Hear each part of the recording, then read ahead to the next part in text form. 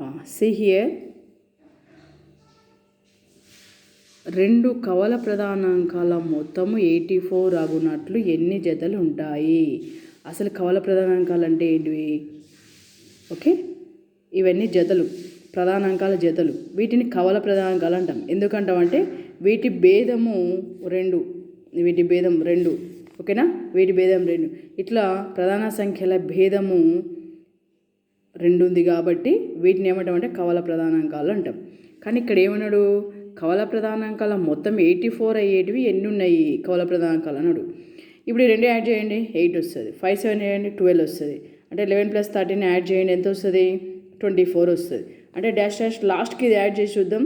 41 43, okay, 84 అవుతుంది. మరి 84 అయ్యేటివి ఎన్ని ఉంటాయి అంటే ఒకటే ఉంటుంది. ఎందుకంటే దీని తర్వాత ఉన్న ప్రధాన సంఖ్య 84 కంటే పెద్దగా ఉంటుంది. కానీ 84కి ఈక్వల్ అయ్యే ఛాయిస్ లేదు. పోనీ దీని బ్యాక్ సైడ్ ఏమైనా ఉంటాయా అంటే ఇవి ఖచ్చితంగా 84 కంటే తక్కువనే ఉంటుంది. సమ్ యాడ్ చేస్తే, మొత్తం యాడ్ చేస్తే. కాబట్టి 84 అయ్యేటట్టుగా ఒకటే ఉంటుంది. కాబట్టి ఆన్సర్ ఏంటిది? ఒకటే, 1.